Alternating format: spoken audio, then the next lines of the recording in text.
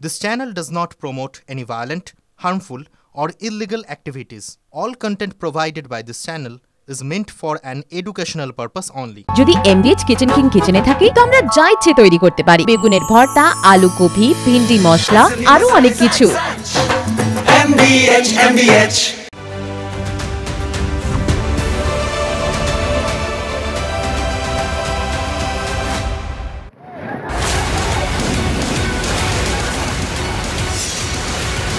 রাষ্ট্রপতি শাসন চাই আর সারা জীবনের জন্য ক্যাম্প চাই সুরক্ষার জন্য, নাহলে আমরা বাঁচতে পারবো না।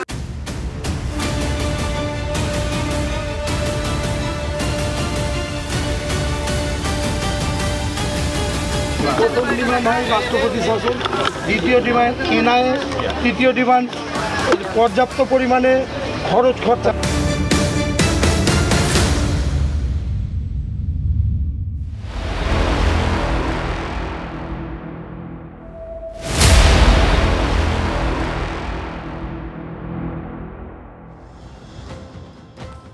নমস্কার।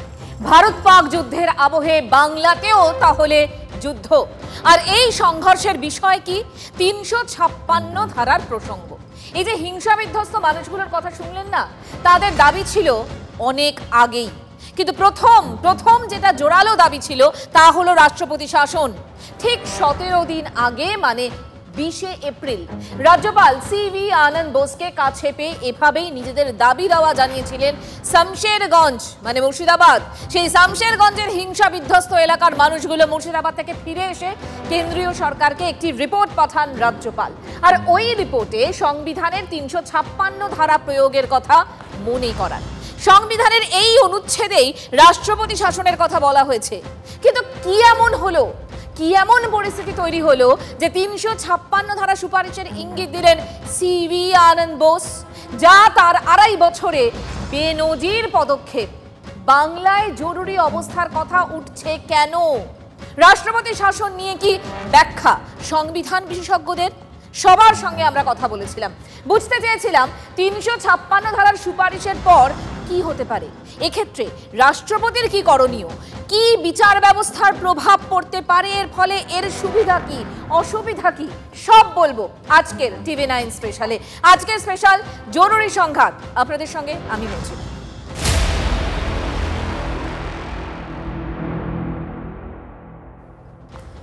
মুখ্যমন্ত্রী আবেদন জানিয়েছিলেন যাবেন না মুর্শিদাবাদে। সেই আবেদন অবশ্য একেবারেই কানে তোলেননি রাজ্যপাল। গ্রাউন্ড রিয়ালিটি বুঝতে 19 এপ্রিলের বারবেলায় মুর্শিদাবাদের হিংসা কবলিত এলাকা মানে জাফরাবাদ, বেদবোনা, ঘোষপাড়ায় যান মিস্টার বোস। নিহতদের পরিবারকে দিয়ে আসেন রাজভবনের পিস রুমের নাম্বারও। রাজ্যপাল ফেরার ঠিক 17 দিন পর মুর্শিদাবাদে গেলেন মুখ্যমন্ত্রী, আর মমতা বন্দ্যোপাধ্যায়ের সফরের ঠিক আগে রাজ্যপালের একটি রিপোর্ট ঘিরে তোলপাড় বঙ্গ রাজনীতি। চর্চায় রাষ্ট্রপতি শাসন। মুর্শিদাবাদ থেকে, সেখান থেকে ফিরেই কেন্দ্রকে এই রিপোর্ট পাঠান তিনি। কি আছে সেই রিপোর্টে? বলি, মুর্শিদাবাদের ঘটনা পূর্ব পরিকল্পিত, স্থানীয় প্রশাসনের চূড়ান্ত ব্যর্থতা এর জন্য দায়ী। ধর্মীয় পরিচয়কে কেন্দ্র করে রাজনৈতিকভাবে শোষণের চিত্র এই অশান্তিতে উঠে এসেছে।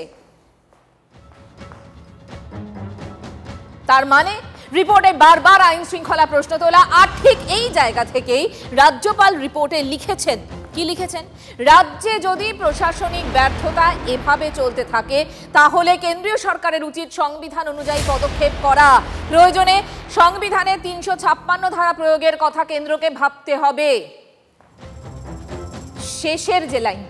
শেষের লাইনটা কিন্তু অত্যন্ত গুরুত্বপূর্ণ। দরকারে সংবিধানের ৩৫৬ ধারা প্রয়োগের কথা কেন্দ্রকে ভাবতে হবে। তার মানে তিনি মনে করিয়ে দিলেন এমন একটা অস্ত্র কিন্তু রয়েছে সংবিধানে। I will follow it up. I have also asked them, feel free to talk to me directly. The direct phone number has also been given. We will be in touch with them. Certainly, very effective, proactive steps will be taken. রিপোর্টে আরও 3টে সুপারিশ রয়েছে।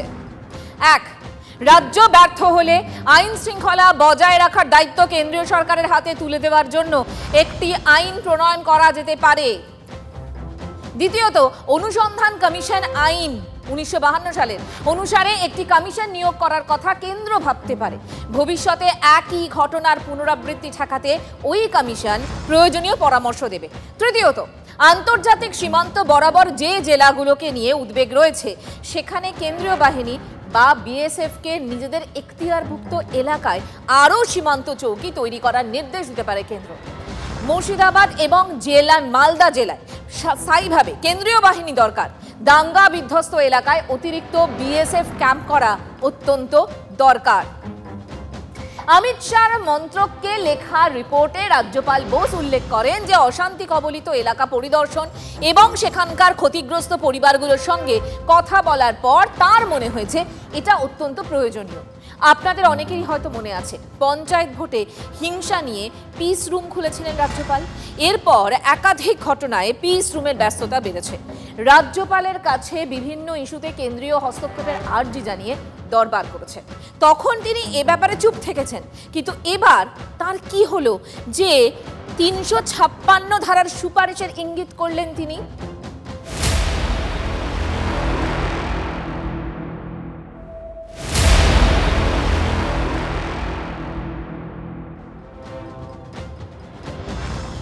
একটু আগে বলছিলাম না, সন্দেশখালিতে গিয়ে রাজ্যপাল বুঝিয়ে দিয়েছিলেন যা চলছে তা একেবারেই ঠিক নয়। এমনকি সন্দেশখালি প্রসঙ্গে বাংলায় রাষ্ট্রপতি শাসন জারি করার সুপারিশ করেছিল জাতীয় তপশিলি কমিশনও। রাষ্ট্রপতির কাছে আইনের যে ধারাগুলো আছে সেই ধারাগুলোর উপর বেস করে আমি ওনাকে রিপোর্ট তৈরি করে দিয়েছি। যদি কোনো সরকার এদের সেফগার্ড করতে ব্যর্থ হয়, সরকার চালাতে ব্যর্থ হয়, তাদের জানমালের নিরাপত্তা দিতে ব্যর্থ হয়, তাদের মান সম্মানের নিরাপত্তা দিতে ব্যর্থ হয়, তাহলে সেই সরকারের এগেনস্টে আরামসে ওখানে রাষ্ট্রপতির শাসন লাগু হতে পারে। মহামহিম রাষ্ট্রপতির কাছে এই রিপোর্ট আমরা জমা দিয়ে এসেছি। কি দাঁড়ালো তাহলে? গত কয়েক বছরে একটার পর ইস্যুতে বাংলায় রাষ্ট্রপতি শাসনের সুপারিশ একেবারে নতুন কিছু নয়। কোনো দাবি জোরালো হয়েছে, কোনো দাবি আবার উঠতে উঠতে হারিয়ে গেছে। তবে কি এমন হলো মুর্শিদাবাদে যে হিংসা নিয়ে 356 ধারার সুপারিশের ইঙ্গিত দিলেন রাজ্যপাল? তার আগে আপনাদের জানাবো এই রাষ্ট্রপতি শাসনের বিভিন্ন দিক নিয়ে। 356 ধারা আসলে কি, কখন তার প্রয়োগ হয়, এর মেয়াদ কতদিন থাকে, কিভাবে তা বাতিল হয়, আসুন বিগ বলে একটু বোঝানোর চেষ্টা করি, আপনাদের তথ্য দিই। রাষ্ট্রপতি শাসন কি? সংবিধানে 356 অনুচ্ছেদে রাষ্ট্রপতি শাসনের বিধানের কথা বলা আছে। সাংবিধানিক ব্যবস্থা ব্যর্থ হলে 356 জারির সুপারিশ করেন রাজ্যপাল। আর এই সময় কার্যনির্বাহী প্রধান হিসেবে প্রশাসন চালাবেন কে? রাজ্যপাল।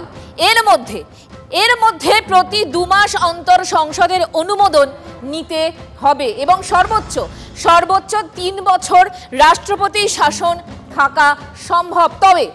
তবে প্রতি 6 মাস অন্তর সংসদের অনুমোদন প্রয়োজনীয়।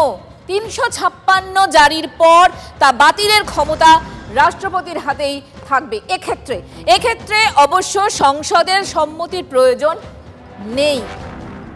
মুর্শিদাবাদে ওয়াকফ অশান্তির প্রেক্ষাপটে রাজ্যপালের জরুরি অবস্থা নিয়ে এমন তাৎপর্যপূর্ণ অবস্থান সম্পর্কে বঙ্গ রাজনীতি একেবারে তোলপাড়। কিন্তু কি এমন হলো 356 ধারার জায়গায় আছে বুঝিয়ে বা মনিয়ে করিয়ে দেওয়া হলো? এই নিয়ে আমরা কথা বলেছিলাম সংবিধান বিশেষজ্ঞদের সঙ্গে। 356 ধারা প্রসঙ্গ নিয়ে তাদের ব্যাখ্যা শুনুন।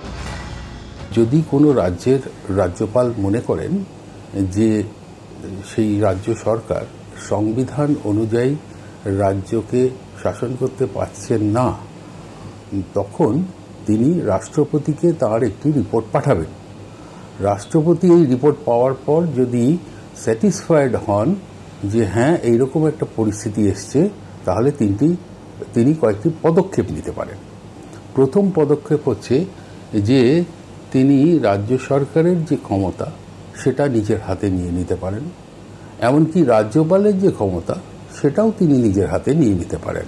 পরবর্তীকালে তিনি বিধানসভার যে ক্ষমতা সেটা তুলে নিয়ে পার্লামেন্টের হাতে ন্যস্ত করতে পারেন।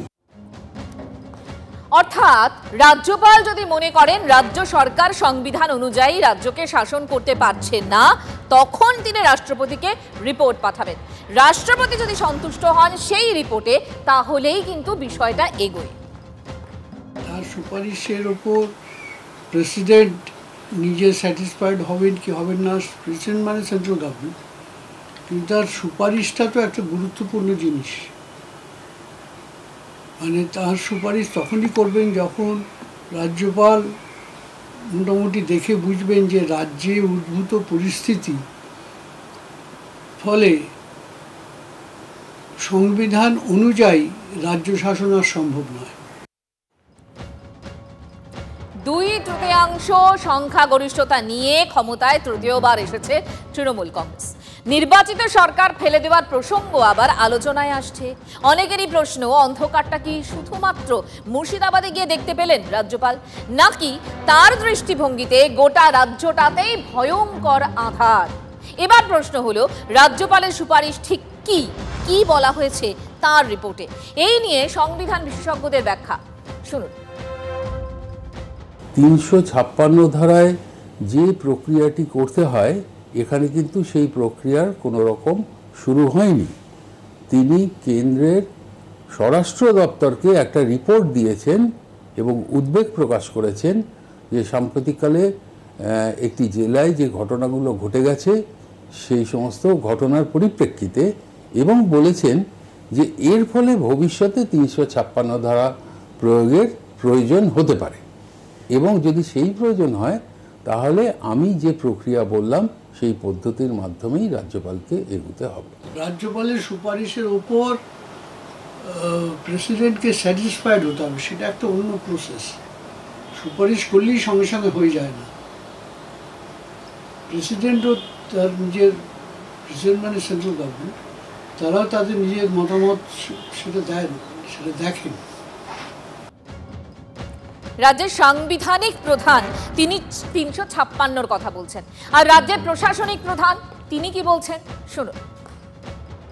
मेहरबानी करने चाहूँगी, हमारे पास ऐसा कोई जानकारी, कोई इन्फॉर्मेशन नहीं है, and rajyapal is not okay, is now is in hospital, let we pray to God for his speedy recovery, nothing else. মুখ্যমন্ত্রী বুঝিয়ে দিলেন যে তাদের কাছে সুপারিশ নিয়ে কোনো তথ্য নেই। এই নিয়ে বিতর্ক চলবে, রাজনৈতিক দড়ি টানাটানি তীব্র হয়েছে। সেই প্রসঙ্গে আসবো, তার আগে আপনাদের মনে করিয়ে দেব বাংলায় রাষ্ট্রপতি শাসনের ইতিহাস একটুখানি।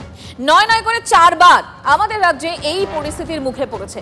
সেই অতীতের কথা আপনাদের আরেকবার মনে করিয়ে দিই, একটুখানি দেখাই আপনাদের।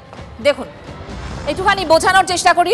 বাংলায় রাষ্ট্রপতি শাসন যদি বলি, 20 ফেব্রুয়ারি 1968 প্রথম, তখন যুক্তফ্রন্ট সরকারের পতন ছিল কারণ এটা, এবং মেয়াদ ছিল 1 বছর 5 দিন। এরপর ঠিক 1970 সাল, এই 1970 সালে পড়ে যায় ইউনাইটেড ফ্রন্ট সরকার, এবং সেই সময় মেয়াদ 1 বছর 14 দিন। এরপর 1971-এর 28 জুন, এই সময় কি হয়, কোয়ালিশন সরকারের পতন, তার মেয়াদ ছিল, মানে ওই সময় জরুরি অবস্থার মেয়াদ ছিল 265 দিন। আর 1977-এর 30 এপ্রিল, সেই সময় কি হয়েছিল, সেই সময় সরকার চালানো নিয়ে অচলাবস্থা তৈরি হয়েছিল, আর তখন জরুরি অবস্থার মেয়াদ ছিল 51 দিন। তার মানে বামফ্রন্ট সরকারের ঠিক শুরুর আগে শেষ রাষ্ট্রপতি শাসন ছিল বাংলায়। এরপর প্রায় 48 বছর পেরিয়ে গেছে, আর সেখানে বারে বারে এসেছে রাষ্ট্রপতি শাসনের দাবির প্রসঙ্গ। মাসখানেক আগে বারুইপুরে একটি সভা থেকে 356 ধারা জারির দাবি করেছিলেন বিরোধী দলনেতা। রাষ্ট্রপতি শাসন চাই, বাংলার গণতন্ত্র বাঁচাতে গেলে রাষ্ট্রপতি শাসন চাই, রাষ্ট্রপতি শাসন চাই, রাষ্ট্রপতি শাসন চাই। তবে এবারে রাজ্যপালের এই অবস্থান নিয়ে, এই বক্তব্য নিয়ে কৌশলী অবস্থান শুভেন্দু অধিকারীর। রিপোর্টটা ওয়েলকাম করার মতো। মাননীয় রাজ্যপাল মহোদয় গ্রাউন্ডে গেছিলেন, তিনি যা দেখেছেন করেছেন, এই রিপোর্টকে এক কথায় পশ্চিমবঙ্গে শান্তিকামী গণতন্ত্র প্রিয় মানুষ তারা ওয়েলকাম করতে পারে, আমিও তার মধ্যে একজন। দেখুন, রাজ্যের প্রধান বিরোধী দল বিজেপি, তারা কিন্তু কখনোই সরাসরি 355 বা 356 নিয়ে সুর সেভাবে চড়ায়নি। এর কারণ অনেকগুলো রয়েছে, একাধিক রয়েছে। 1988 সালের সরকারিয়া কমিশনের পরিসংখ্যান অনুযায়ী স্বাধীনতার পর থেকে যতবার কোনো রাজ্যে রাষ্ট্রপতি শাসন জারি করা হয়েছে তার মধ্যে 1/3 রাজনৈতিক উদ্দেশ্য প্রণোদিত। বিরোধী দলকে শায়েস্তা করতে রাষ্ট্রপতি শাসন জারি করেছে কেন্দ্রের শাসক দল। রাজনৈতিক উদ্দেশ্যে যে 356 ধারা প্রয়োগ তার আরও উদাহরণ আছে। এস.আর. বোম্মাই মামলার প্রসঙ্গ উল্লেখ করে দেহরাদুন আদালতের নির্দেশ কিন্তু তাৎপর্যপূর্ণ ছিল।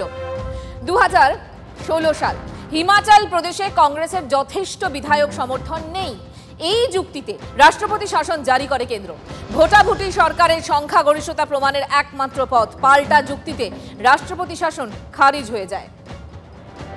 আর এই প্রেক্ষাপটে কি বলছেন রাজ্য বিজেপির সভাপতি?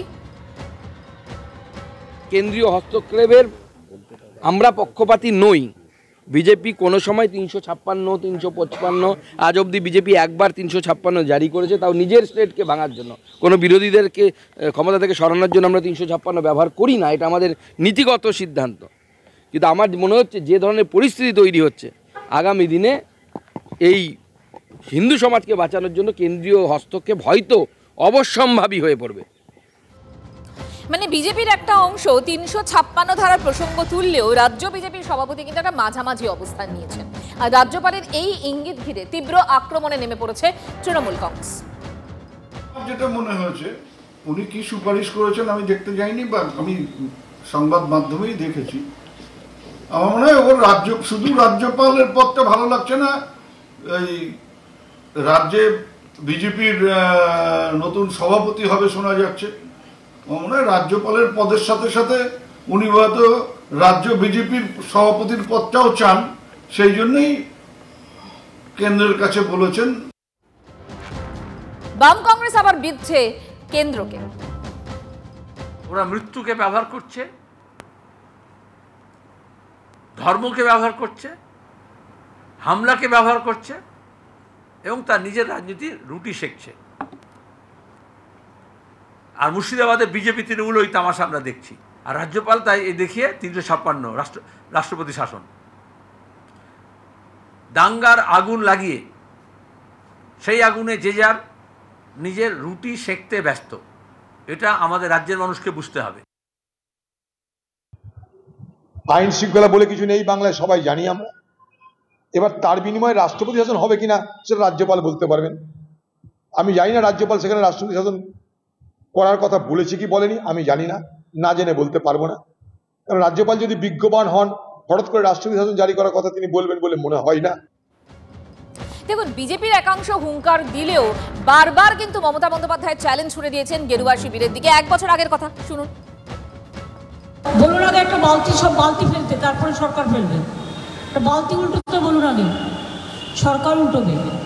খেদে কাজ নেই, কর্ম নেই, বল তোমাদের সরকার উল্টে গেছে অলরেডি।